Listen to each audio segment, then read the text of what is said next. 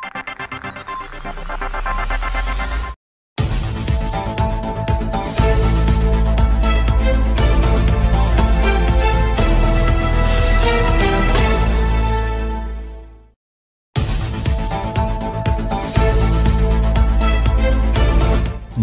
అధినేత పవన్ కళ్యాణ్ మాట్లాడిన మాటలు ప్రస్తుతం హాట్ టాపిక్గా మారాయి.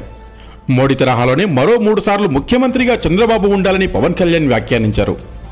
ఈ ఆనందాన్ని వచ్చే కనీసం 1.5 దశాబ్దం పాటు మనందరం కృషి చేసి ముందుకు తీసుకెళ్తే తప్ప ఈ గాడి తప్పిన ఈ రాష్ట్రాన్ని గాడి పెట్టాలంటే కనీసం 15 సంవత్సరాలు కనీసం పనిచేయాలి.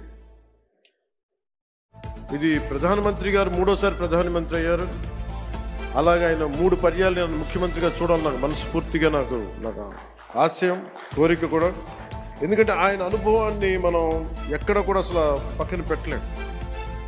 సో ఆయన దగ్గర నేను మనస్ఫూర్తిగా ఈరోజు మరోమారు గౌరవ సభ్యులందరి తరపు నేను ముందు చెప్తున్నాను, ఆయన దగ్గర నుంచి నేర్చుకోవడానికి కానీ ఆయన కింద పని చేయడానికి కానీ నేను అనుక్షణం ఎప్పుడు సంసిద్ధంగా ఉంటాను తెలియజేసుకుంటూ, సీఎంగా తన అనుభవం అవసరమని మరోసారి ఉద్ఘాటించారు పవన్ కళ్యాణ్.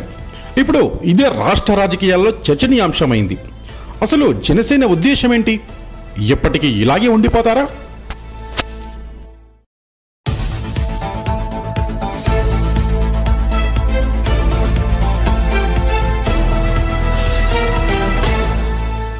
ఎన్నికల ముందు పరిస్థితులంటే వేరు, అప్పటి ప్రభుత్వం అరాచకాలు వేరు. ఆ పరిస్థితుల్లో టీడీపీ జనసేన కలయిక అనివార్యమైంది. అటు టీడీపీ శ్రేణులు, ఇటు జనసేన సైనికులు సైతం ఆ నిర్ణయాన్ని స్వాగతించారు. కానీ ఇప్పుడు పరిస్థితులు పూర్తిగా భిన్నం. చోట్ల కూడా కోరుకోవడం మంచిదే.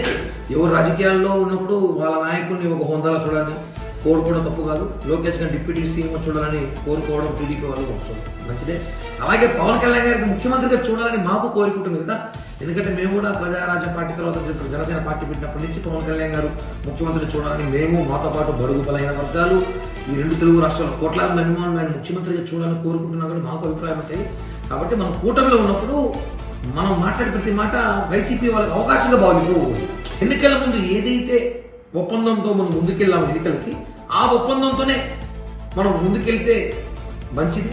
దానివల్ల ఏమవుతుంటే రాజకీయాల్లో అలజడి సృష్టించకుండా బాగుంటుంది. పవన్ కళ్యాణ్ గారిని ముఖ్యమంత్రిగా చూడాలని చెప్పి కోట్లాది మంది అభిమానులు భారతదేశంలో కోరుకుంటున్నారు. అది వాస్తవం. కాబట్టి మనసులో మాట్లాడుతుంది. అవి మాట్లాడేటప్పుడు కొంచెం ఒకసారి మనం చూసి మాట్లాడుకుంటే.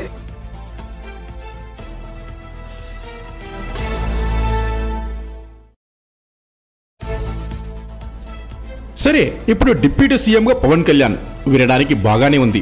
దశాబ్దం పైగా వేచి చూసిన ఎమ్మెల్యే పదవి కూడా ఇన్నాళ్లకి పవన్ కళ్యాణ్ చేతికి చిక్కింది. డిప్యూటీ సీఎంగా బాధ్యతలు కూడా చేపట్టారు. కోట్లాది మంది పవన్ కళ్యాణ్ అభిమానుల ఆశ నెరవేరింది.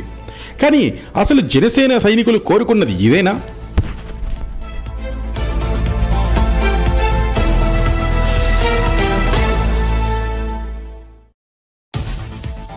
పవన్ కళ్యాణ్ని సీఎంగా చూడాలని ఎంతో ఆశతో ఉన్నారు జన సైనికులు. సరే, ఈసారి అయితే ఇలా జరిగింది.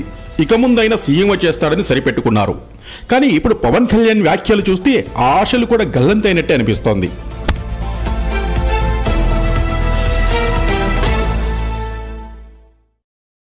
పార్టీ పెట్టినప్పటి నుండి పవన్ కళ్యాణ్ అభిమానుల కోలాహలం అంతా ఇంతా కాదు.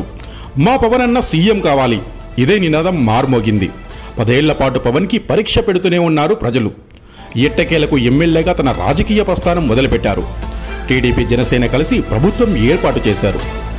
వచ్చేసారి ఆయన ముఖ్యమంత్రి అభ్యర్థి అవుతాడని, అది పొత్తులో భాగంగానా లేక ఒంటరిగానా అనేది కాస్త సంశయంగా ఉండేది జనసేన సైనికుల్లో.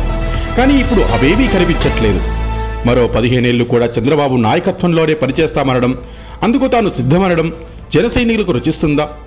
ఇప్పటికే చాలామంది జనసేన కార్యకర్తలు కాస్త ముభావంగానే ఉన్నారు టీడీపీ శ్రేణుల పెత్తనంతో. మరి ఇప్పుడు ఈ వ్యాఖ్యలు ఎంతవరకు తీసుకువెళ్తాయో, ఎవరెవరు ఎలా స్పందిస్తారో చూడాలి మరి.